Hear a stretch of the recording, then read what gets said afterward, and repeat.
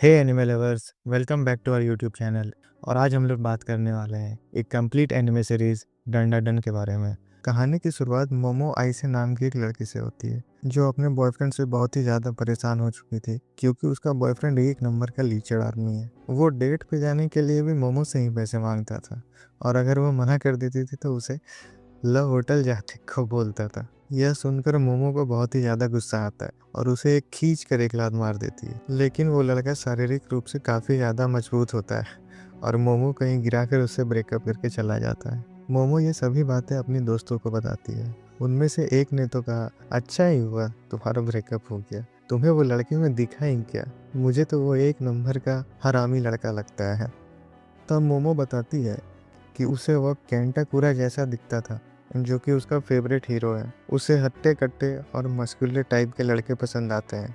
इसके बाद उसकी सहेलियों ने कहा, आजकल ऐसे लड़के तो मिलते ही नहीं है। मोमो उदास हो जाती है और सोचने लगती है कि अब कब और कहाँ उसे केंटाकुरा जैसा मर्द मिलेगा। तभी उसकी नज़र एक क्लास में जाती है जहाँ कुछ लड़के एक चश्मे वाले लड़के को बहुत ही ज़्यादा परेशान कर रहे होते हैं। वे उस पर कागज़ फेंक रहे थे जबकि वह लड़का केवल अपने मैगजीन पढ़ने पर ध्यान दे रहा था। मोमो को यह सब देखकर बिल्कुल अच्छा नहीं लगता और वह उस लड़के के बेंच में जाकर बैठ जाती है। फिर वह बाकी के लड़कों को गुस्से से घूरने लगती है जिससे कि वे सभी डर जाते हैं और कागज फेंकना बंद कर देते हैं। मोमो क्लास से बाहर जाती है और सोचती है कि आखिर किस पे वो अपना गुस्सा उतारे। तभी वो चश्मिश लड़का मोमो के पास आ जाता है। उसे लगता है कि मोमो उसे पसंद करने लगी है, इसलिए वह उसके पास जाकर बैठ जाता है। मोमो उसे बताती है कि शायद उसे कोई गलतफहमी हो गई है और वह उसमें 1% भी इंटरेस्टेड नहीं है। फिर वो लड़का मोमो को अपनी मैगजीन के बारे में बताने लगता है जिसमें यूएफओस और एलियंस के बारे में बताया गया है और सरकार इस बारे में कुछ नहीं बताती है और न जाने ऐसे कितने सबूत है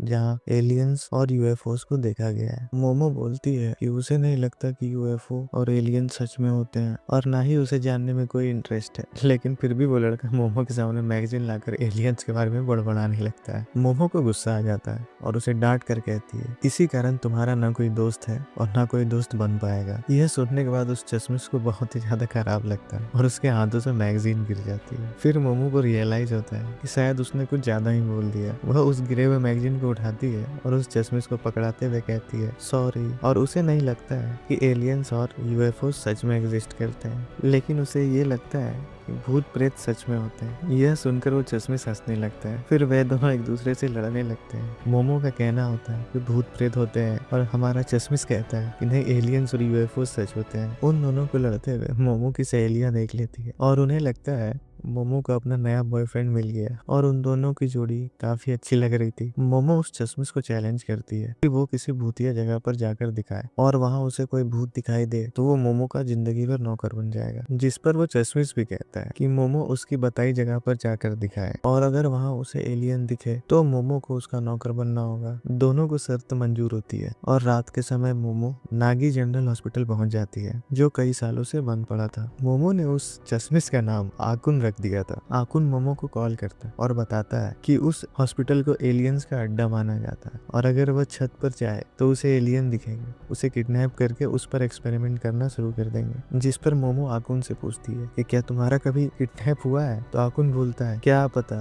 अगर हुआ भी हो तो उन लोगों ने मेरी मेमोरीज मिटा दी होंगी। आकुन की बातों से मोमोस को साफ पता चल रहा था कि उसे खुद आज तक कोई एलियन नहीं दिखा है और आकुन भी मोमो की बताई जगह पर पहुंच गया होता है जो कि एक बहुत ही पुरानी टनल है। मोमो बताती है कि यह टनल बहुत ही ज्यादा भूतिया है और ऐसा उसने इंटरनेट पे पढ़ा था। कुन कहता है, इस टनल में जाकर मैं साबित कर दूंगा कि भूत जैसी कोई भी चीज नहीं होती, लेकिन फिर भी टनल के अंदर जाते वक्त उसकी फटी पड़ी थी और गाना गुनगुनाते गुनगुनाते टनल के अंदर चला जाता है और ओकरून को पता चलता है कि मोमो ने भी कभी भूत नहीं देखी। ओकरून उस पर चिल्लाता है कि जब तुमने कभी भूत देखा ही नहीं तो तुम्हें यकीन कैसे हो सकता है? जिस पर वो बताती है कि उसकी दादी आत्माओं से बात कर सकती है और मोमो को उन्हीं से पता चला है। फिर मोमो पूछती है कि उसे ऐसा क्यों लगता है कि एलियंस होते हैं, लेकिन उसके पास कोई भी जवाब नहीं होता है और बोलता है कि इसके पीछे कोई रीजन हो, ऐसा जरूरी थोड़ी ना है। अचानक ओकरून को खून के पंजों के निशान दिखाई देते हैं और जब वो पीछे मुड़कर देखता है एक डरावनी सी बुढ़िया दिखती है जो कि एक भूत होती है और ओकरून तुरंत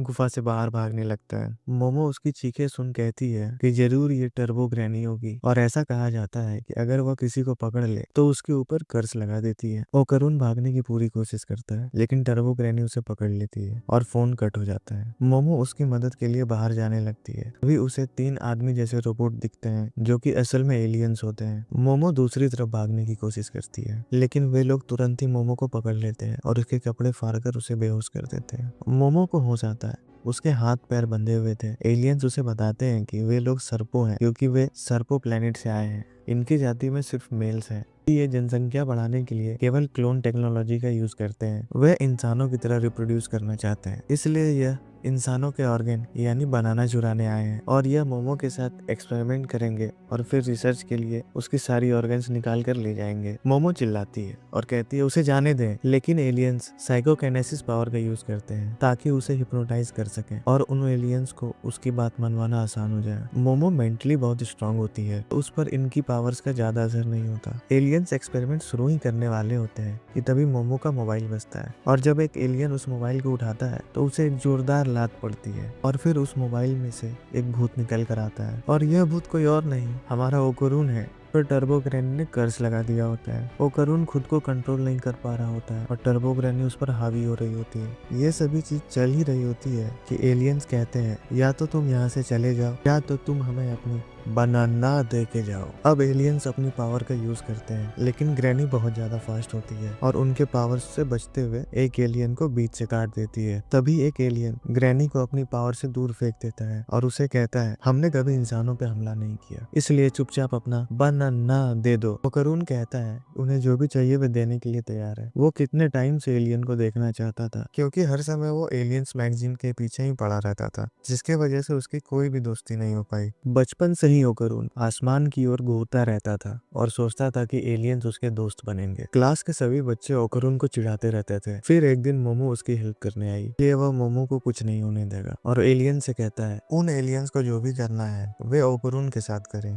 और मोमो को जाने दे, और इसके लिए वह मॉन्स्टर बनने को भी तैयार है। इतना कहकर ओकुरून का कर्ज फिर से वापस आ जाता है। पीछे से मोमो चिल्लाती है इन्हें दिखा दो, इन्हें दिखा दो, तुम एक असली मर्द हो। एलियंस फिर मोमो पे अटैक करते हैं और ओकुरून तुरंत ही हार जाता है। मोमो भी सोचती है ये तो शुरू होते ही खत्म हो गया भाई। फिर एलियंस मोमो को हिप्नोटाइज करने लगते हैं और कहते हैं हमें मेल इंसानों की कोई जरूरत नहीं है। मोमो को एक फ्लैशबैक याद आता है जिसमें उसकी दादी मोमो को साइकिक पावर्स कैसे यूज करना है वो सिखा रही होती है, लेकिन वह ये कहकर भाग गई थी कि उसे अपनी दादी से नफरत है। मोमो अब अपना पूरा ध्यान लगाकर वही करती है जो उसकी दादी ने उसे सिखाया था और अचानक से उसके अंदर साइकिक पावर्स आ जाती हैं, जिससे वह टेबल को तोड़कर आजाद हो जाती है। ओकुरून चौंक जाता है। मोमो को खुद भी यकीन नहीं हो रहा होता कि उसके अंदर साइकिक पावर्स हैं, कि पावर भी मोमो की पावर के सामने कमजोर पड़ जाती है। वो समझ जाती है कि उसकी दादी सच में भूत प्रेत से बात करती है और उन्हें थैंक यू बोलती है। तीसरे एलियन को एक जबरदस्त लात मारती है जो कि इतना पावरफुल होता है कि एलियंस यूएफओ तोड़ते हुए बाहर जाकर गिरता है और वो यूएफओ बिल्कुल एक मून की तरह दिख रहा होता है, लेकिन अब यह अपने असली रूप में आ जाता है और नीचे गिरने लगता है। मोमो देखती है ओकुरून पूरी तरह भूत बन चुका है और उसकी ओर काटने आता है। तभी मोमो अपनी साइकिक पावर्स का यूज करके टर्बो ग्रैनी को उसके अंदर ही सील कर देती है, लेकिन टर्बो ग्रैनी का कर्ज अभी भी लगा हुआ होता है और वो कहती है उसने ओकुरून के दोनों बॉल्स निकाल लिए हैं। जब तक वो बॉल्स टर्बो ग्रैनी के पास हैं तब तक वो कर्ज नहीं हटेगा और अगर उसे उस कर्ज से मुक्ति चाहिए तो उन्हें टर्बो ग्रैनी के टनल में आना होगा और टर्बो ग्रैनी को हराना होगा। यूएफओ भी टकराकर हॉस्पिटल के नीचे गिर गया होता है। मोमो ओकुरून को लेकर बाहर आती है। अब दोनों ही गलत और सही साबित हो चुके थे। एलियंस भी होते हैं और भूत भी होते हैं। मोमो की साइकिक पावर की वजह से ओकुरून अभी नॉर्मल है। अगर वह अपना पावर हटा दे ओकुरून वापस आउट ऑफ कंट्रोल हो जाएगा। ओकुरून उस टनल की ओर जाने लगता है क्योंकि उस ग्रैनी को हराने पर ही उसे उस कर्ज से मुक्ति मिल पाएगी। ओकुरून अपने कपड़े उतारकर मोमो को देता है ताकि उसे पहनकर वो अपने घर जा सके। मोमो कहती है कि वो भी उसके साथ चलेगी और उसकी हेल्प करेगी। यह सुनकर ओकुरून कहता है कि वो उसकी हेल्प आखिर क्यों ही करेगी, वो तो बस एक लूजर है। मोमो उसके कपड़े वापस कर उसके साथ चलने लगती है। ओकुरून कहता है फिर भी ये कपड़े तो पहन ही लो वरना तुम ठंड से जम जाओगी। सुनकर मोमो के दिल में धक धक होने लगती है क्योंकि कांताकुरा ने भी एक बार ऐसी ही लाइन मारी थी और सोचने लगती है कि उसे तो इस लड़के का नाम तक नहीं पता। फिर वह ओकुरून से पूछती है कि उसका नाम क्या है। वो कहता है कांताकुरा, जो मोमो का फेवरेट एक्टर है, जिसकी मोमो बहुत बड़ी दीवानी होती है। मोमो कहती है तुम्हारा ये नाम नहीं हो सकता। ओकुरुन कहता है मानो या ना मानो, यही मेरा असली नाम है। अब मोमो अपने कान बंद कर लेती है, जिससे ओकुरुन पर ग्रैनी की कर्ज पड़ने लग, और ग्रैनी बनकर वह मोमो से कहता है मुझे अपना केला खिला दो मोमो। अपनी साइकिक पावर से ओकुरुन को उठाकर दूर फेंक देती है और उसी के साथ उसका कर्ज भी हट जाता है। मोमो एक रूल सेट करती है और ओकुरुन को उसके असली नाम से ना बुलाने का फैसला करती है, और ओकुरुन भी मान जाता है और शर्माने लगता है, जिसे देख मोमो उसका मजाक उड़ाती है और कहती है तुम्हें ये नया नाम पसंद आया, तुम्हारा चेहरा भी लाल हो रहा है। तो ओकुरुन शर्म से मुंह फेर लेता है। फिर मोमो उस पर चिल्लाने लगती है कि तुम कितने गंदे हो यार। अब ये लोग उस गुफा तक पहुंचे उससे पहले ही सुबह हो जाती है, यानी कि अब टर्बो ग्रैनी बाहर नहीं आ पाई, क्योंकि भूत तो सिर्फ रात में ही निकलते हैं, और वे लोग घर जाने का फैसला करते हैं। मोमो अब ओकुरुन को अपने घर चलने बोलती है, और इन कपड़ों में वह भूत से भी ज्यादा डरावना लग रहे थे। दोनों अब मोमो के घर के सामने पहुंच गए थे। मोमो बोलती है उसकी दादी लड़कों के मामले में बहुत स्ट्रिक्ट है, उन्होंने मोमो के एक्स बॉयफ्रेंड को लगभग मार ही डाला था। अब ओकुरुन जैसे ही गेट के अंदर कदम रखता है, उसके शरीर में आग लग जाती है और वो जलने लगता है। यह देख मोमो अपनी पावर्स का इस्तेमाल करती है और उसे उठाकर पास वाली नदी में फेंक देती है, जिससे वह बच जाता है। अब मोमो देखती है कि उसके दादी ने गेट में एक तलिस्मान लगाया हुआ होता है, जिससे बुरी शक्तियां घर के अंदर ना आ सके, और ओकुरुन अभी शापित है, तो उसे भी उस तालिस्मान ने रोक दिया। मोमो ओकुरुन से माफी मांगती है और उस तालिस्मान को हटा देती है और ओकुरुन को अंदर आने कहती है। इस बार फिर अगर उस पे आग लगी तो फिर से वह उसे उठा के नाले में फेंक देगी। ओकुरुन डरते हुए घर के अंदर जाता है और इस बार इसे कुछ नहीं होता। घर के अंदर आने के बाद मोमो अपनी दादी को आवाज लगाती है, पर शायद उसकी दादी घर पर नहीं थी। मोमो अब ओकुरुन को अपने कमरे के पास ले जाती है और उसे गेट के बाहर ही खड़े रहने को बोलती है, लेकिन जैसे ही वो गेट लगाती है, ओकुरुन का कर्ज वापस से हावी हो जाता है और गेट खोलकर अंदर आ जाता है और उसका कर्ज हटाती है और उसे पीछे मुड़कर रहने को बोलती है। कपड़े चेंज करने के बाद मोमो ओकुरुन के लिए भी कुछ कपड़े लाती है और उसे पहनने को कहती है। अब मोमो ओकुरुन से पूछती है कि तुम्हारा केला सच में गायब हो गया है। ओकुरुन अपनी पैंट चेक करता है और वहाँ सच में कुछ नहीं होता, नील बटा सन्नाटा। मोमो अब मजाक में कहती है उसे भी देखना है, लेकिन ओकुरुन साफ मना कर देता है। तो उसमें मोमो बोलती है जब वहाँ कुछ है ही नहीं तो दिखाने में कैसी शर्म। तब ओकुरुन कहता है कुछ हो या ना हो वो नहीं दिखाएगा, और मोमो पे भड़कने लगता है कि ये उसी की गलती है, उसी ने उसे उस गुफा में भेजा था, जिसके कारण उसके केले और 2 बॉल्स गायब हो गए हैं। जिस पर मोमो कहती है तुम अपनी फालतू बकवास मत करो, तुम ही आए थे मेरे पास शर्त लगाने, हम दोनों ने शर्त लगाई। तब ओकुरुन बोलता है उसे हमेशा से एक दोस्त चाहिए था। मोमो उसके पास गई, उससे उसकी दोस्ती भी, और ये दोस्ती वो गंवाना नहीं चाहता था, इसलिए वो उसके पास बातें करने चला गया था। फिर वे दोनों कुछ देर बातें करते हैं। कुछ देर बाद उन्हें एक घंटी सुनाई देती है। ओकुरुन कहता है कि शायद तुम्हारी दादी आ गई। इस पर मोमो कहती है कि उसने यह घंटी पहली बार सुनी है। उसकी दादी ने बताया था कि उसके घर में 2 घंटियां हैं, एक इंसान के लिए और एक बुरी शक्तियों के लिए। क्योंकि मोमो ने मेन गेट से उस तलिस्मान को हटा दिया था, तो भूत उनके घर आ गए हैं। ओकुरुन की फट जाती है और मोमो से पूछता है ये अब क्या करें। तो मोमो कहती है इस तलिस्मान को वापस से उस गेट में लगाना होगा, तब यह भूत खुद ब खुद जल जाएगा जैसे तुम जले थे। ओकुरुन कहता है वैसे में तो वो भी जल जाएगा। तो मोमो बोलती है कि तुम कुछ देर पीछे के गेट से बाहर चले जाना। वे दोनों पीछे के गेट की ओर जा रहे होते हैं और देखते हैं बाहर काले बादल छा गए हैं। घर के अंदर काला धुआं फैल रहा होता है, जिससे मोमो की नाक से खून आने लगता है और ओकुरुन की हालत भी खराब हो जाती है। तभी एक बड़ा मॉन्स्टर दिखाई देता है, जो कि एक फ्लैटफुट मॉन्स्टर नाम का एलियन है। वो एलियन उन दोनों की ओर हमला करता है, लेकिन वो दोनों डॉज कर जाते हैं। अभी मोमो सोचती है उनकी तो भूत के आने पे बचनी चाहिए थी, इस एलियन के आने से कैसे बची। ओकुरुन फिर उसे बताता है कि स्टडीज के अकॉर्डिंग भूत और एलियन में कुछ सिमिलैरिटीज होती है, जिसकी वजह से वो बेल बजा। तभी एलियन जोर से चिल्लाता है मुझे अपना केला दे दो। मोमो भी अपनी साइकिक पावर्स का यूज नहीं कर पा रही होती है, क्योंकि वो ओकुरुन के कर्ज को दबाए हुए है। ओकुरुन मोमो से कहता है कि उसे उस कर्ज से आजाद कर देने को। उसे उन एलियन से डर नहीं लगता है और वो ट्रांसफॉर्म होकर उनसे फाइट करेगा। मोमो शुरू में तो मना करती है, फिर लास्ट में मान जाती है। फिर ओकुरुन ग्रैनी वाले कर्स में ट्रांसफॉर्म होने लगता है। तभी एलियन अटैक करता है। तब तक ओकुरुन ट्रांसफॉर्म हो चुका होता है। वो मोमो को लेकर तेजी से वहाँ से हट जाता है। ओकुरुन बिल्कुल ही बदल जाता है और किसी एनिमेकर की तरह बात करने लगता है। यह पावर तो कमाल की है। मैं डिप्रेशन में हूँ, मेरा दिमाग बिल्कुल ठंडा है और अब सब कुछ कंट्रोल में है। मोमो को कुछ समझ नहीं आता इसकी बोलचाल अचानक से इतनी कैसे बदल गई। वो एलियन ओकुरुन की ओर अटैक करता है लेकिन ओकुरुन आसानी से उसे डॉज कर लेता है और अपनी दांतों से उसकी उंगलियां चबा जाता है। ये थी ग्रैनी की असली पावर। इतनी ज्यादा ताकत ओकुरुन की बॉडी संभाल ना सकी और उसे खून की उल्टियां होने लगी। तभी एलियन उसको अटैक करने ही वाला होता है कि मोमो उसे अपनी साइकिक पावर से बचा लेती है। ओकुरुन फिर ट्रांसफॉर्म होता है और उस एलियन पर हमला करता है और वो एलियन एक दीवार से जाकर टकरा जाता है, जिसके कारण वहाँ एक छेद हो जाता है। मोमो अपनी साइकिक पावर्स का यूज करके वो तलिस्मान वहाँ उस गेट पर लगा देती है, जिससे वो एलियन वहीं मर जाता है। इतना ज्यादा साइकिक पावर यूज करने के कारण मोमो बेहोश हो जाती है, जिसके कारण ओकुरुन का कर्ज फिर से उस पर हावी हो जाता है। मोमो की दादी एक टैक्सी लेकर वापस घर आ रही होती है। तभी वो टैक्सी वाला को बोलती है कि मुझे यहीं रोक दो। ड्राइवर को लगता है कि शायद वो उसकी बात सुनकर नाराज हो गई है, लेकिन वह उसे कहती है अगर तुम्हें मरना नहीं है तो तुम तुरंत यहाँ से लौट जाओ। इधर ओकुरुन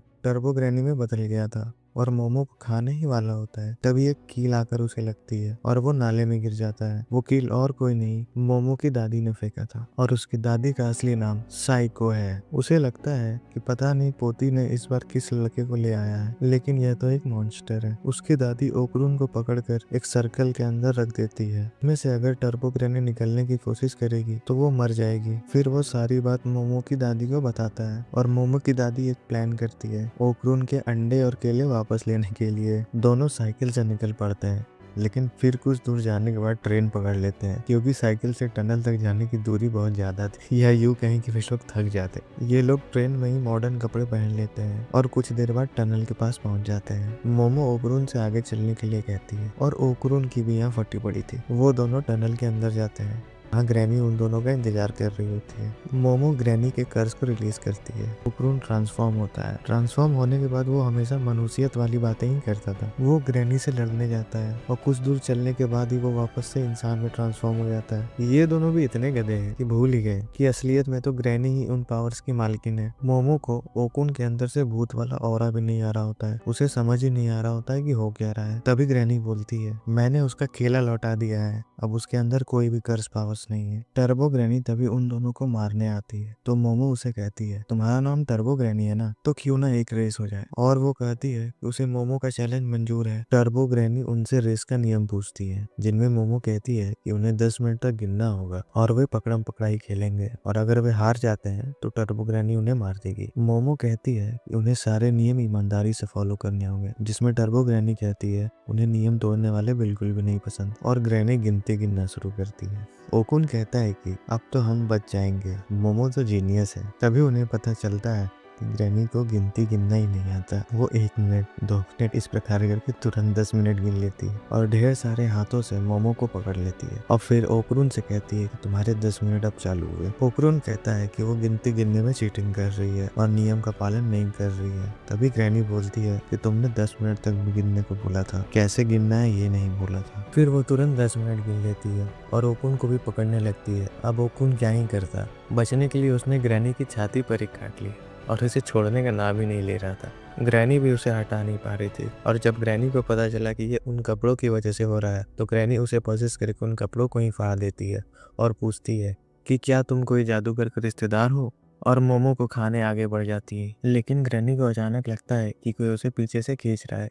ये कोई और नहीं, मोमो अपनी साइकिक पावर्स का यूज कर रही थी। भले ही वो अंधेरे में देख नहीं पा रही थी, लेकिन वो उसकी ऑरा को महसूस कर पा रही थी। ग्रैनी को ओकुन के अंदर ही सील कर देती है और ओकुन भी मोमो को आजाद कर लेता है। मोमो ग्रैनी से कहती है अब हमने तुम्हें पकड़ लिया है बुढ़िया, कहाँ तक भागोगी। तभी दीवार तोड़कर एक केकड़ा आ जाता है और वहाँ तोड़फोड़ करने लगता है। केकड़ा सब कुछ तोड़कर इन दोनों का पीछा करने लगता है। ये दोनों उस टनल से भागने लगते हैं। मोमो ओकुन से ट्रांसफॉर्म होने के लिए कहती है और ओकुन मोमो को अपनी पीठ पर बैठा के टर्बो स्पीड से भागने लगता है। ग्रैनी चिल्लाती है मेरे बिना परमिशन के तुम मेरी पावर्स को यूज नहीं कर सकते। ओकुरुन फिर एक पहाड़ी से कूद जाता है और अपने पैर को हेलीकॉप्टर की तरह घुमाकर नीचे लैंड होता है और बोलता है मैं थक गया हूँ। उनके पीछे वो केकड़ा भी आ रहा होता है। मोमो नोटिस करती है कि उस केकड़े के ऊपर बहुत सारे फेशियल स्ट्रक्चर्स बने हुए हैं जो कि बिल्कुल इंसानों के चेहरे जैसे लग रहे थे। और फिर से ओकुरुन मोमो को उठाकर भागने लगता है और नीचे खड़ी सारी आम जनता उन्हें देखकर बहुत ही हंस रही थी। केकड़ा एक बिल्डिंग से टकरा जाता है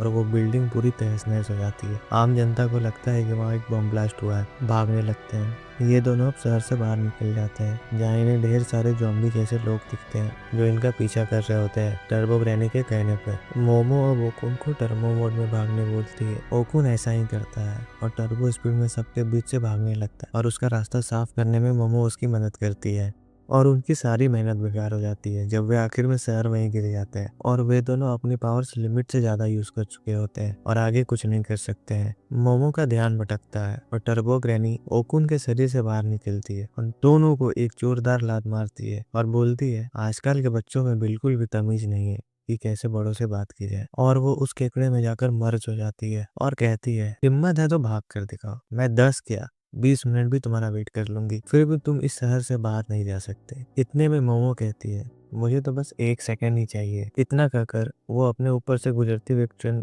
पकड़ लेती है और ओकुन के साथ उसके ऊपर बैठ जाती है। टर्बो ग्रैनी की स्पीड 100 किलोमीटर प्रति घंटा है और ट्रेन 120 किलोमीटर प्रति घंटा की रफ्तार से चल रही होती है, लेकिन ग्रैनी उन्हें कुछ ही सेकंड में पकड़ लेती है क्योंकि ट्रेन अपनी फुल रफ्तार में कभी नहीं चलती। मोमो अब अपनी पावर से ग्रैनी को पकड़ लेती है क्योंकि मोमो और उसकी दादी ने मिलकर उसे ट्रेन की पटरी में ही पकड़ने का एक प्लान बनाया था। मोमो की दादी शहर के बाहर वेट कर रही थी और उसने पटरी पर काफी सारे तलिस्मान लगा दिए थे। जैसे ही ये लोग सोनो सिटी के बाहर आते हैं, टर्बो ग्रैनी और उसके केकड़े एक दूसरे से अलग हो जाते हैं। उनमें से ढेर सारी लड़कियों की आत्माएं निकलती है जो उसी लोकेशन पे फंसी हुई थी। दोनों स्टेशन से उतरते हैं और उन्होंने टर्बो ग्रैनी और उस केकड़े का खात्मा कर दिया था और उसके बाद ये लोग उस टनल पर फूल चढ़ाने जाते हैं क्योंकि साई ने बताया था कि ये टनल एक क्राइम करने की जगह हुआ करती थी जहाँ छोटी छोटी लड़कियों को लाकर टॉर्चर किया जाता था और उन्हें मारकर वहीं फेंक दिया जाता था। उन सबकी भटकती आत्माओं से ही लोकेशन बाउंड बना था और आज उन लोगों की आत्माओं को शांति मिल गई। टर्बो ग्रैनी को हराने की खुशी में आज दावत थी और ये लोग आज केकड़े ही बना रहे थे और ओकुन को ये समझ में नहीं आ रहा होता है इतना सब कुछ होने के बाद ये लोग केकड़ा कैसे खा सकते हैं। और मोमो और उसकी दादी तो एक केकड़े के पीस के लिए लड़ाई कर रही होती है। फिर से इको ओकुन से पूछती है क्या तुम्हारा केला वापस आया, और अगर आया तो मुझे भी दिखाओ, जिसमें ओकुन कहता है पागल है क्या रे बुढ़िया, मेरा केला सिर्फ मेरा है और मैं किसी को नहीं दिखाऊंगा। बुढ़िया तो उसके पीछे ही पड़ जाती है। ओकुन चिल्लाते हुए भागता है और एक बाथरूम में जाके गेट लगा लेता है। कुछ देर बाद ओकुन सभी को गुड बाय बोलकर वापस घर आ जाता है और सोचता है कि क्या यह आखिरी गुड बाय था। अगले दिन वो स्कूल जाने में डर रहा था और सोचता है कि अगर वो मोमो से मिलेगा तो उसे क्या ही बोलेगा। मोमो जो कि उसका स्कूल गेट पे इंतजार कर रही होती है, उसे देखकर वो चौंक जाता है। फिर वे दोनों काफी देर एलियंस की बात करते हैं। फिर उन दोनों के क्लास का टाइम हो जाता है, अपने अपने क्लास चले जाते हैं। ओकुन को आज भी उसके क्लासमेट परेशान कर रहे थे, लेकिन अब उसे कोई फर्क नहीं पड़ता क्योंकि उसके पास मोमो जैसी एक हॉट फ्रेंड है। यहाँ मोमो को भी अपने क्लास में मन नहीं लग रहा होता है। असल में वो ओकुरुन से बात करना चाहती थी एलियंस के बारे में और वहीं ओकुरुन भूतों के बारे में। दोनों एक दूसरे से मिलने के लिए बेताब थे। इसके लिए उन्होंने एक लंबी ब्रेक का इंतजार किया और लंच टाइम होते ही दोनों एक दूसरे को खोजने निकल गए। मोमो उसे कैफेटेरिया में तो आकुन उसे पार्क में। दोनों को लगता है कि वे दोनों एक दूसरे को इग्नोर कर रहे हैं। काफी सोचने के बाद वे दोनों खड़े होते हैं और अपनी क्लास की ओर निकल पड़ते हैं। क्लास की ओर निकलते ही दोनों एक दूसरे से टकराते हैं और इनकी गलतफहमी दूर होती है। दोनों एक दूसरे से मिलना चाह रहे थे, लेकिन दोनों गलत गलत जाके ढूंढ रहे थे।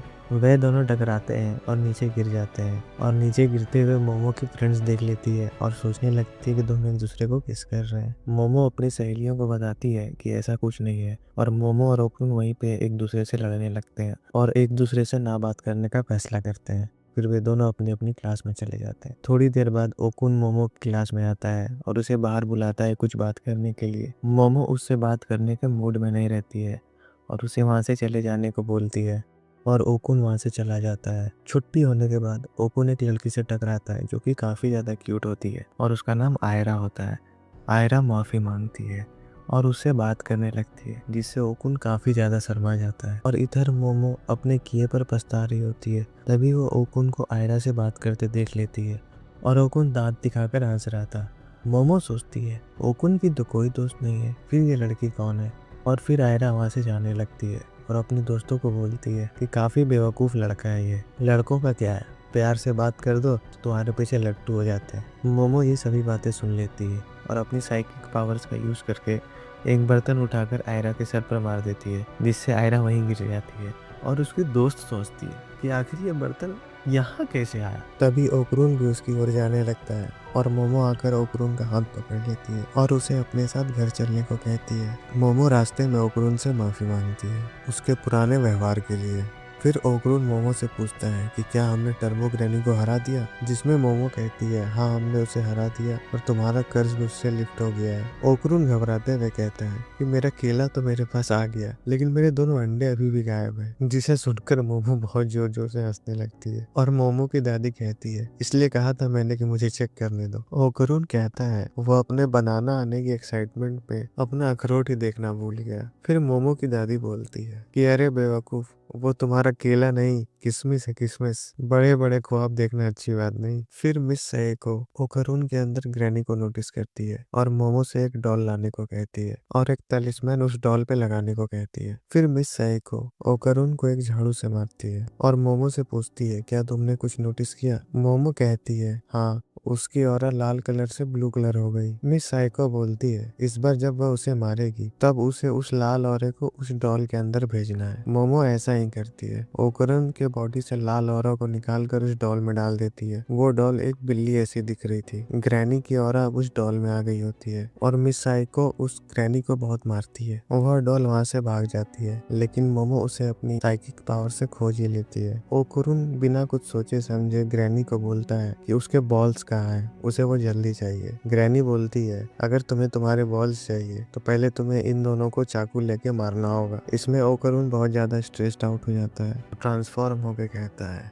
Dam this is stressing me out you know. तभी मोमो और ग्रैनी सोचती है कि आखिर ये ट्रांसफॉर्म कैसे हो गया। ग्रैनी की ऑरा तो इसके अंदर से निकल गई है। मिस सीके कहती है ग्रैनी का सिर्फ कॉन्शियसनेस बाहर आया है, उसकी सारी पावर्स तुम्हारे अंदर ही है। ये सुनते ही ग्रैनी के पसीने छूटने लगते हैं और मिस सीके उसे मारने लगती है और वो I am sorry sensei, I am sorry sensei चिल्लाने लगती है। और ओकुरुन जो कि अभी ट्रांसफॉर्म्ड है कहता है and that's how you do it सिको-चान। फिर वो वापस से ह्यूमन में ट्रांसफॉर्म हो जाता है। फिर मोमो उसे बड़े ही अच्छे से बॉल्स देने को कहती है और बदले में उसे उसकी स्पिरिचुअल पावर्स मिल जाएंगी। ग्रैनी मान जाती है, लेकिन एक प्रॉब्लम हो गई है। ग्रैनी को भी नहीं पता कि ओकुरुन के बॉल्स ग्रैनी ने कहाँ गिरा दिए हैं। ग्रैनी बताती है कि उसने उस बॉल्स को प्रोटेक्ट कर दिया था स्पिरिचुअल मेम्ब्रेन लगा के, जो कि एक गोल्डन शाइनी बॉल की तरह दिखेंगे और 5 सेंटीमीटर के होंगे, और अगर कहीं दिखे तो समझ जाना कि वे तुम्हारे ही बॉल्स हैं। ओकुरुन मोमो और ग्रैनी को लेके हर वो जगह जाता है जहाँ ग्रैनी बोलती है कि यहाँ हो सकता है, लेकिन उसे अपने बॉल्स कहीं नहीं मिलते हैं। ग्रैनी फिर बताती है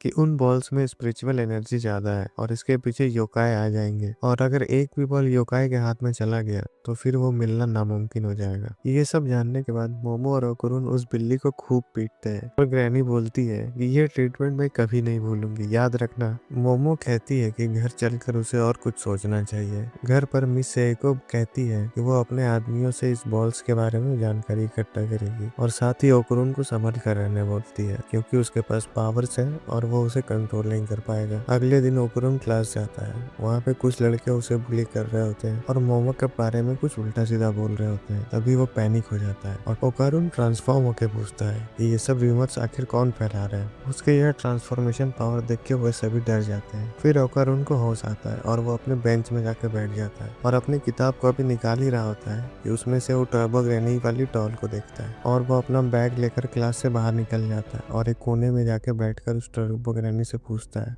कि आखिर वो यहाँ इस क्लास में क्या कर रही है। तो वो बोलती है कि सेको ने कहा था कि अब वो और कहीं भी जा सकती है क्योंकि उसके पास कोई पावर्स नहीं है, और यहीं पर ग्रैनी ओकुरुन को बहकाने की कोशिश करती है कि ये पावर्स तुम्हारे काबू के बाहर है, मुझे तुम्हारे शरीर में वापस जाने दो ताकि मैं सभी पावर्स को लेकर आसानी से वापस आ सकूं। जिसमें ओकुरुन कहता है कि तुम मेरी बॉल्स रिटर्न कर दो, मैं तुम्हें तुम्हारी सारी पावर्स रिटर्न कर दूंगा। इसी बीच मोमो आ जाती है, जिसे देख ओकुरुन शर्मा जाता है और उससे दूर भागने लगता है। मोमो उसका पीछा करती है। फिर वे दोनों अपनी अपनी क्लास में चले जाते हैं। मोमो सोचती है कि ये तो मेरा बॉयफ्रेंड भी नहीं है, फिर इतना क्यों भाव खा रहा। जिसमें उसकी सहेलियां कहती हैं उसके कुछ क्लास के लड़के मोमो के बारे में गंदी गंदी बातें कर रहे थे। ओकुरुन उन्हें सुनकर उन पे भड़क जाता है और उनसे लड़ाई कर लेता है। स्कूल में कोई तो है जो मोमो के बारे में गंदे गंदे रूमर्स फैला रहा है। फिर हमें आयरा को दिखाया जाता है जो स्कूल की सबसे हसीन लड़की है और उसी ने मोमो के बारे में गंदे रूमर्स फैलाए हैं। उसने मोमो के साइकिक हैंड्स को देख लिया था और उसे लगता है वो कोई डीमन है। फिर अपनी पॉकेट से वो एक गोल्डन बॉल निकालती है जो कि आसमान से आकर उसके सर में टकरा गई थी। उसे लगता है कि भगवान ने उन्हें कोई महान काम के लिए चुना है क्योंकि वो सुंदर जो है और अपने आप को दुनिया का रखवाला समझने लगती। तभी उसे खिड़की के बाहर लाल कपड़ों में एक अजीब औरत दिखती है और अपनी सहेलियों से कहती है कि क्या उन्हें वो दिख रहे हैं। वो अपनी सहेलियों को भी उस अजीब औरत को दिखाती है, लेकिन उसकी सहेलियां उसे नहीं देख पा रही होती हैं। और ये सब करते हुए ग्रैनी भी उन्हें छुप कर देख लेती है। इसके बाद स्कूल की छत पर मोमो और ओकरून बैठे हुए थे। ओकरून अभी भी मोमो से नजर नहीं मिलाता और कहता है कि वो टर्बो ग्रैनी पे नजर रख रहा है ताकि वो भाग न जाए। टर्बो ग्रैनी कहती है, अगर मैं भाग भी गई तो कौन सा तुम मुझे रोक लोगे। बोलती है कि मैं स्कूल में गोल्डन बॉल्स खोज रही थी, तभी उसने एक अजीब औरत को देखा और मोमो को कहती है, मैं तुम्हें उससे स्कूल के बाद मिलवा दूंगी। और बताती है कि अगर किसी इंसान को वो गोल्डन बॉल मिलते हैं तो उसके अंदर सुपर पावर जाग जाएगी, जिसकी वजह से वो भूत को देख सकते हैं और इसका मतलब है कि भूत भी उन्हें देख सकते हैं।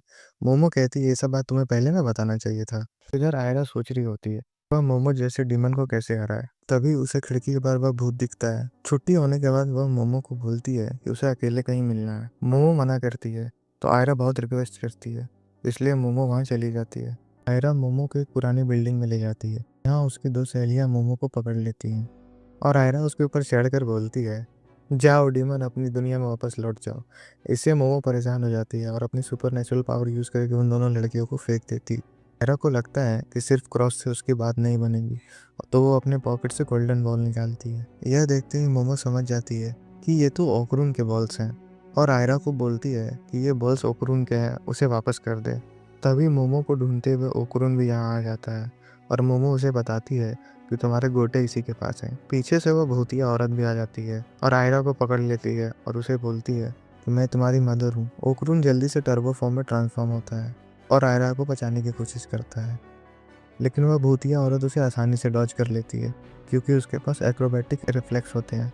इस भूतिया औरत का नाम सिल्की है और आयरा को निगलने वाली होती है कि तभी मोमो और ओकरून उसे बचाने की एक योजना बनाते हैं, लेकिन तब तक बहुत देर हो चुकी थी। को सिल्की ने अपने बालों से पकड़ लिया होता है। वो टर्बो ग्रैनी को मदद के लिए बोलती है, लेकिन टर्बो ग्रैनी वो आराम से चिल कर रही होती है।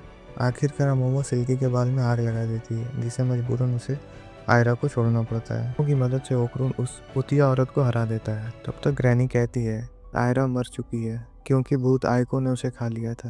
मरने के बाद मोमो और ओकरून उसे सीपीआर देने लगते हैं, जिससे ग्रैनी कहती है कि दिल तो सिर्फ एक मांस का टुकड़ा है, उसे साइकिक पावर से पंप करने का कोई फायदा नहीं। तभी यहाँ पे सिल्की आ जाती है।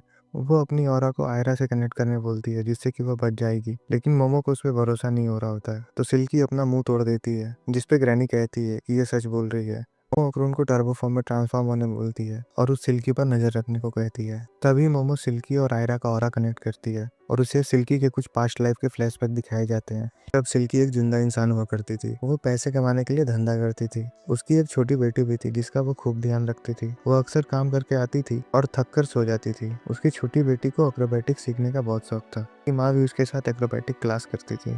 एक दिन कुछ गुंडे आए और उसकी बेटी को उठाकर ले गए और उसे बुरी तरह मारकर सड़क पर फेंक देते हैं। वो गुंडे कार से वापस जा रहे होते, लेकिन वो कुछ नहीं कर पाती और ब्लड लॉस के कारण वापस से बेहोश हो जाती है। फिर उसके सामने आयरा आती है और उसे मॉमी मॉमी कह के बुलाती है। तब उसके पापा आ जाते हैं और उसे कहते हैं ये तुम्हारी मॉमी नहीं है, उसकी माँ बचपन में ही मर जाती है। उसके पापा उसे कहते हैं कि तुम्हें स्ट्रांग बनना होगा ताकि जब उसकी माँ उससे मिलने आए तो उस पर उसे गर्व हो। फिर आयरा को हो जाता है और वो भी रोने लगती है। सिल्की अब टूट टूट कर राख बन रही थी। तभी आयरा जाती है और उसे जोर से गले लगाकर मॉमी कहती है, जिससे सिल्की अपनी आखिरी वक्त में बहुत ज़्यादा ही खुश हो जाती है और आयरा से उसे चोट पहुंचाने के लिए माफ़ी मांगती है। फिर वो तीनों मोमो के घर जाते हैं। करुण चाहता था कि वे दोनों एक दूसरे से माफ़ी मांगे और बात को ख़त्म करें, लेकिन यहाँ इन दोनों में तो अलग ही बहस होने लगती है। और जाते जाते आयरा ओकरून से पूछती है कि उसने उसकी मदद क्यों की, तो ओकरून कहता है कि जब भी कोई मुसीबत में हो हमेशा उसकी मदद करनी चाहिए। ये सुनकर आयरा शॉक हो जाती है और उसे लगता है कि डीमन बनने के बाद भी अभी उसमें कुछ इंसानियत बची हुई है और शर्माते हुए वहाँ से भागकर चली जाती है। तब देखकर मोमो को अच्छा नहीं लगता। तभी टर्बो ग्रैनी ओकरून का एक बॉल लेकर आती है और मिस साइको एक बैट लेकर आती है। ग्रैनी बॉल को तेजी से ओकरून की ओर फेंकती है और मिस साइको चूक जाती है मारने में, जिससे कि ओकरून का बॉल सही जगह पर लग जाता है और वो जोर से चिल्लाने लगता है। फिर हम स्कूल का सीन देखते हैं जहाँ मोमो ओकरून से कहती है कि हमें दूसरी बॉल अब कहाँ खोजनी चाहिए और बोलती है लंच के बाद उसे छत पे मिलना चाहिए, लेकिन ओकरून यह कहकर टाल देता है कि उसे कुछ प्रोजेक्ट पे काम करना है। मोमो स्कूल के बाद मिलने को कहती है, लेकिन ओकरून उसमें भी मना कर देता है, तो मोमो मान जाती है और अपनी सहेलियों के साथ लंच करने लगती है। तभी उसकी सहेलियाँ कहती हैं कि कहीं ओकरून ने कोई दूसरी लड़की तो नहीं पटा ली। इस पर मोमो कहती है कोई दूसरी लड़की, और वो भी वो चश्मिश, कभी नहीं।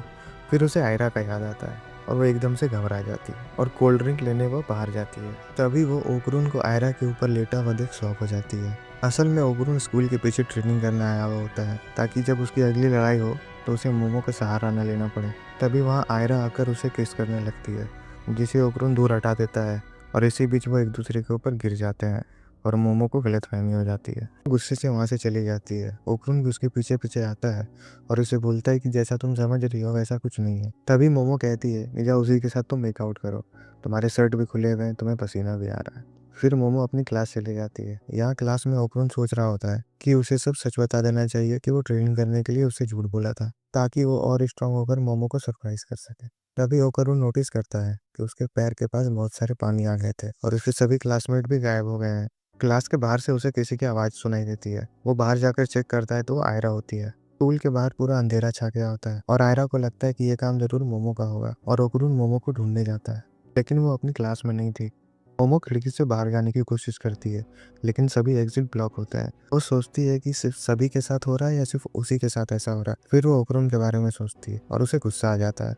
फिर उसे कुछ आवाज़ आती है जो कि बड़े से एक स्नेक मॉन्स्टर की थी। उसे देखकर वह क्लास में छुप जाती है, लेकिन पानी में जरा सा हलचल करने पे भी उस क्रीचर को मोमो के बारे में पता चल जाता है और वह उसे ढूंढकर उस पर अटैक करता है। वो क्रिएचर अपने मुंह से बड़ा सा लेजर बीम छोड़ता है और पूरी क्लास को डिस्ट्रॉय कर देता है। वो बच जाती है और इधर आयरा और ओकरून को भी उस ब्लास्ट की आवाज आती है और आयरा ओकरून से पूछती है कि आखिर ये सब हो क्या रहा है, जिस पर ओकरून कहता है उसे भी नहीं पता। फिर वो बताता है एक बार ऐसा ही हुआ था जब एलियन ने उन्हें कैद कर दिया था और जब तक उन्होंने उस एलियन को हराया नहीं था तब तक कुछ नॉर्मल नहीं हुआ था।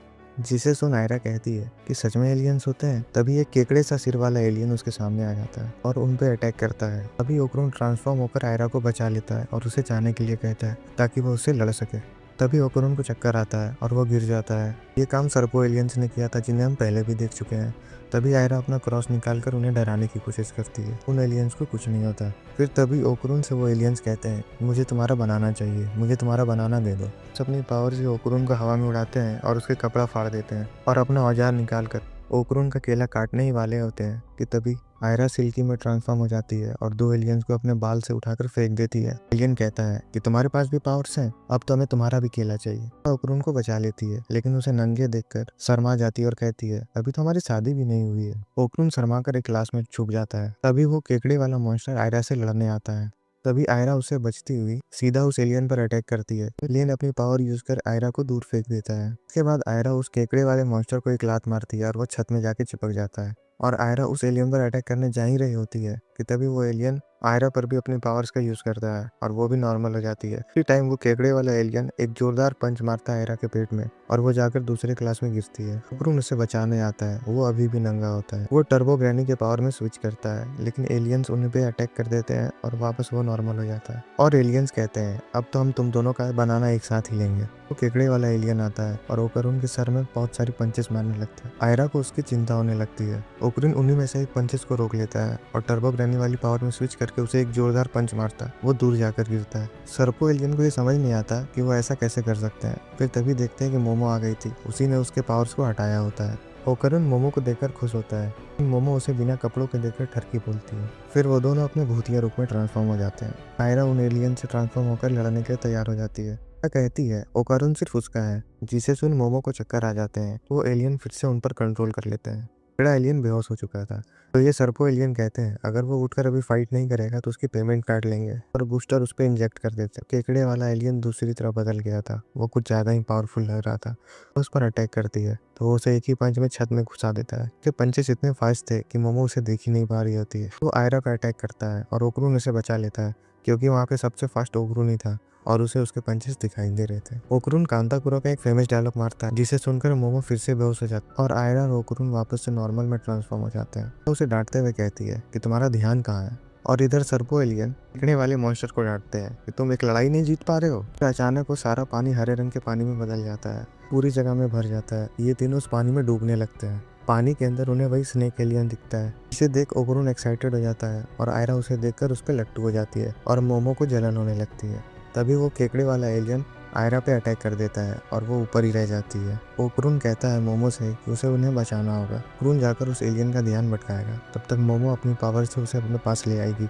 तभी मोमो उस पर भड़क जाती है और मेकआउट वाली बात लेकर बैठ जाती है। ओकरून उसे सारी बात समझाने लगता है, लेकिन तभी वो एलियन उन पर अटैक कर देता है, जिनसे वो बचते हुए पानी के अंदर जाते हैं। कुछ देर बाद वे पानी के बाहर आते हैं सांस लेने के लिए। तभी मोमो को एक आइडिया आता है जिसमें वो ओकरून को अपनी पावर से पकड़ेगी और उसे एक बोट ऐसा यूज करेगी। मोमो ठीक वैसा ही करती है, अपनी पावर से वो उसे पकड़ती है और ओकरून को ग्रैनी के पावर यूज करने का बोलती है। ओकरून ग्रैनी का पावर यूज करके बहुत तेजी से आगे बढ़ता है और आयरा को बचा लेता है। अपने साइकिक पावर्स का यूज करके आयरा के अंदर का पानी बाहर निकालती है, जिससे कि आयरा को होश आ जाता है।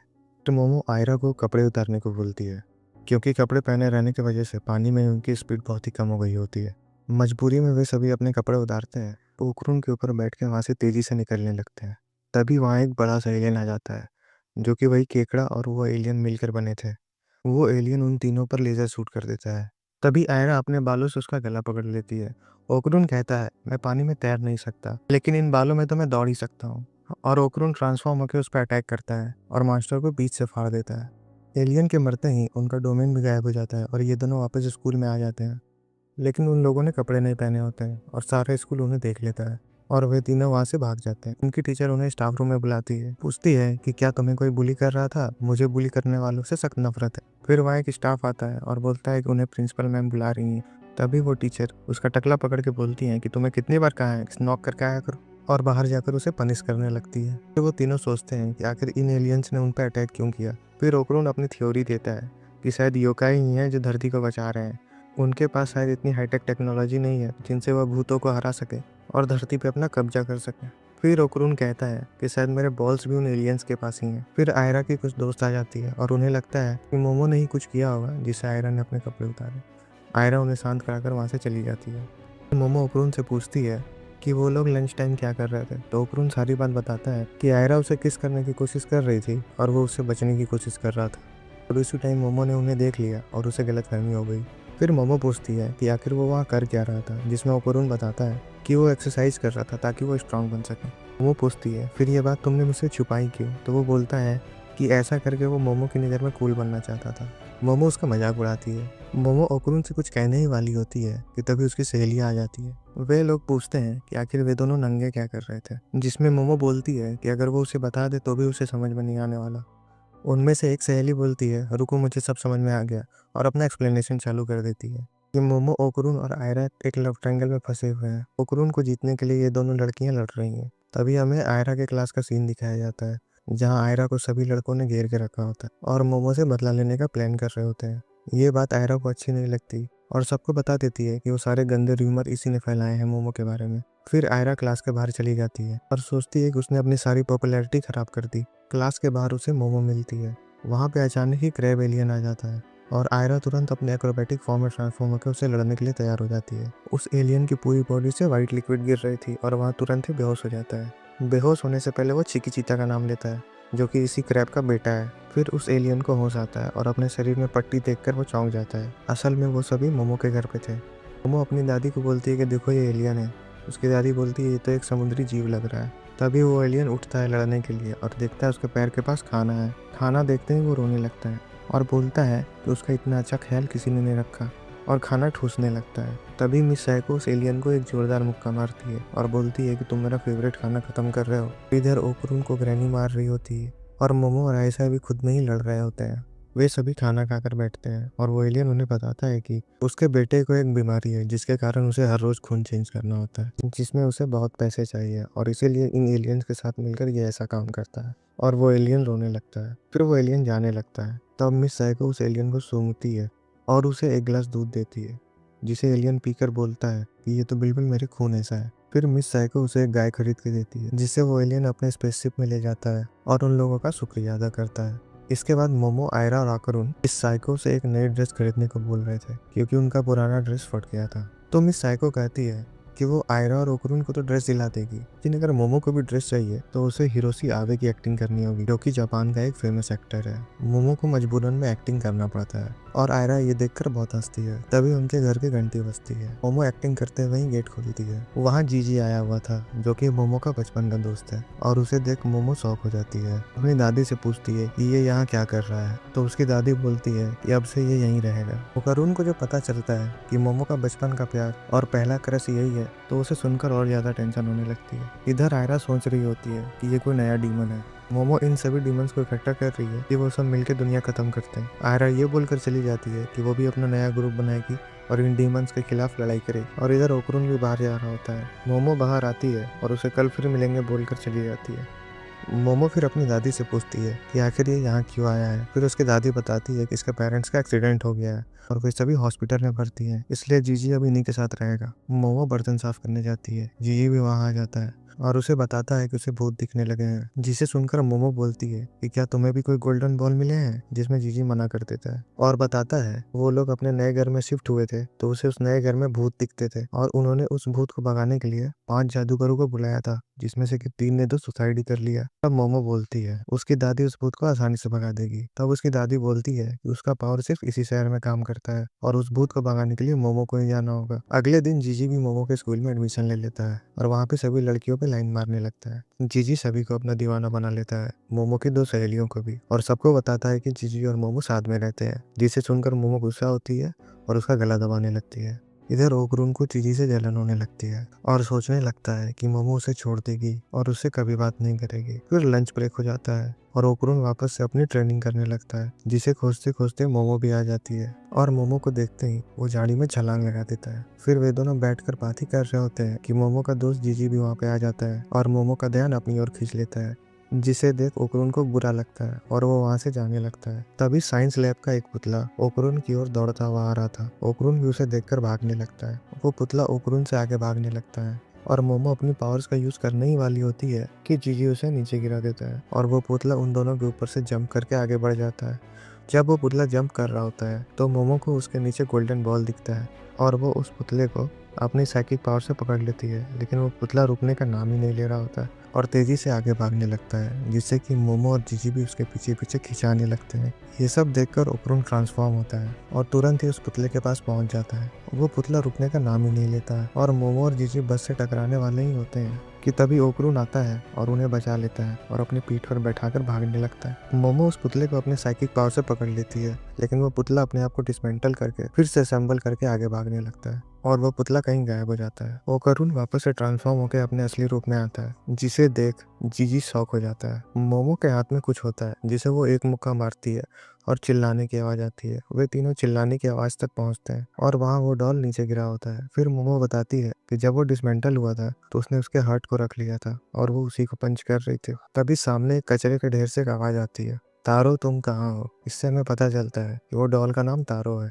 और वो अपनी गर्लफ्रेंड से मिलने आया है। उसकी गर्लफ्रेंड उसे बोलती है कि तुम यहाँ क्यों आए हो, मुझे डिसमेंटल करके फेंक दिया गया है क्योंकि मैं पुरानी हो चुकी हूँ और तुम यहाँ आओगे तो तुम्हें भी कचरे के ढेर में फेंक दिया जाएगा। जिसे सुन तारो कहता है उसे कोई परवाह नहीं, उसके बिना उसकी जिंदगी अधूरी है, वो उसके साथ रहना चाहता है चाहे कुछ भी हो जाए। ये सारी बातें ओकरून महसूस कर रहा होता है क्योंकि वो भी मोमो को लाइक करने लगा है और डिसाइड करता है कि वो मोमो पे इतनी जल्दी गिव अप नहीं करेगा। फिर वो सभी लोग उस फीमेल डॉल को मोमो के घर ले आते हैं और तीनों मिस साइको से रिक्वेस्ट करते हैं कि वो उस डॉल को उस घर में रहने दे। वैसे भी ये फालतू बिल्ली भी तो यहाँ रह ही रही है। जिसे सुन ग्रैनी नाराज हो जाती है और कहती है ये तो खाना भी नहीं खाती होगी। मिस साइको इस डॉल को रखने के लिए मान जाती है। फिर वे सभी खाना का टेबल लगाने बैठते हैं जिसमें जीजी मोमो की मदद कर रहा होता है। ओकरून को ये सब देखकर जलन होती है और वो भी मोमो की मदद करने चला जाता है। ओकरून जीजी को कॉपी करने लगता है और वे दोनों पागलों की तरह नाचने लगते हैं। फिर मिस साइको उन पर गुस्सा करती है और वे दोनों माफी मांगने लगते हैं। फिर मिस साइको मोमो से बोलती है कि अगले सप्ताह तुम्हें जीजी के घर जाना है तो अपनी चड्डी बनियान पैक कर लेना। जिसे सुन मोमो भड़क जाती है और बोलती है इनके सामने ये सब बोलना जरूरी है क्या।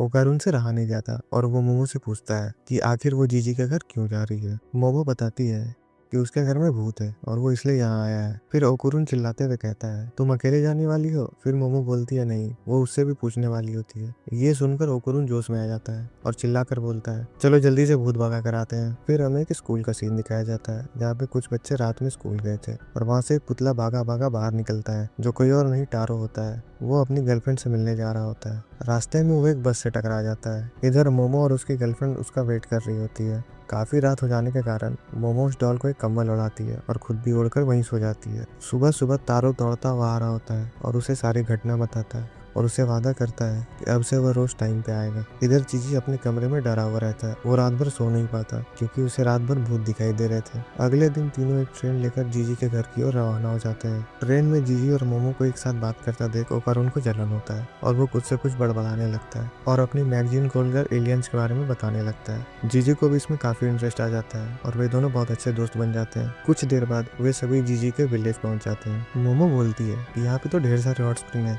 जिसमें जीजी बताता है कि उसके पापा वोल्केनोस पे रिसर्च करने आए हुए थे, इसलिए वे लोग यहाँ रहने लगे थे। फिर बहुत सारी सीढ़ियाँ चढ़ने के बाद जीजी, मोमो और ओकरून उसके घर पहुंच जाते हैं। इतनी सारी सीढ़ियाँ चढ़ने के बाद मोमो और ओकरून काफी ज्यादा थक गए होते हैं। तभी ओकरून को जंगल में कुछ महसूस होता है, लेकिन वो उस पर ज्यादा ध्यान नहीं देता और घर के अंदर चला जाता है। घर के अंदर घुसने के बाद मोमो कहती है यहाँ कोई भूत नहीं है, और अगर है भी तो वो काफी कमजोर है, इसी कारण वो उसे सेंस नहीं कर पा रही है और भूत अक्सर रात में ही आते हैं। ये सुनकर जीजी बहुत ज्यादा खुश हो जाता है। उसे लगता है मोमो उस भूत को आसानी से हरा देगी और उसके लिए जूस बनाने लगता है। तभी मोमो वहां से बाहर जाने लगती है और ओकरून को कहती है कि वो एक हॉट स्प्रिंग से आ रही है। तो ओकरून बोलता है कि अगर वो भूत आ गया तो? मोमो बोलती है कि रात होने से पहले वो वापस आ जाएगी। मोमो के जाने के बाद ओकारून और जीजी फुटबॉल खेलने लगता है। ओकारून तो ठीक से बॉल को मार भी नहीं पा रहा होता है, पर वो सोचता है कि अगर उसने खेलते हुए कोई ट्रिक सीख ली तो वो मोमो को इम्प्रेस कर देगा। तभी जीजी उसे पूछता है कि क्या तुम मोमो को लाइक करते हो? ओकरून शर्मा जाता है और वे दोनों फुटबॉल के लिए लड़ने लगते हैं।